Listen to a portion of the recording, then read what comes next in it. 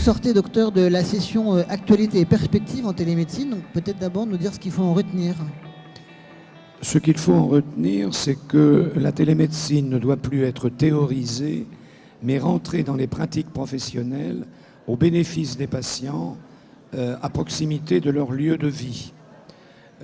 J'ai noté d'ailleurs qu'il y avait une bonne concordance entre cette opinion que j'ai exprimée en tribune, l'opinion de la Direction générale de l'organisation des soins, l'opinion de la Haute Autorité de Santé et même l'opinion d'une patiente experte qui avait été choisie pour participer à cette table ronde.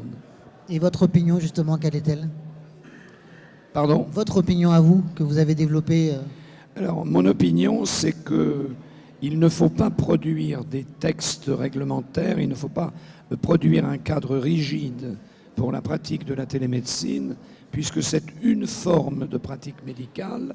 Il faut donc laisser les professionnels de santé et les médecins, en l'occurrence, pratiquer cette forme de médecine, non pas comme ils l'entendent, parce qu'il peut y avoir des référentiels, des guides de bonne pratique, mais ne pas leur imposer dans un texte réglementaire une médecine qui serait normée en quelque sorte.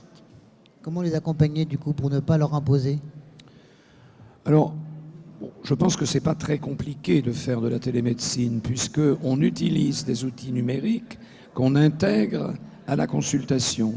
Il faut donc déjà savoir conduire correctement une consultation, mais enfin, on peut estimer quand même que les médecins savent conduire correctement une consultation, leur montrer quels peuvent être les pièges ou les inconvénients au niveau des technologies et leur rappeler, je pense que c'est un élément important, que la fascination pour la technologie ne doit pas oublier des socles de valeurs et notamment la protection des données personnelles de santé lorsqu'elles sont appelées à circuler.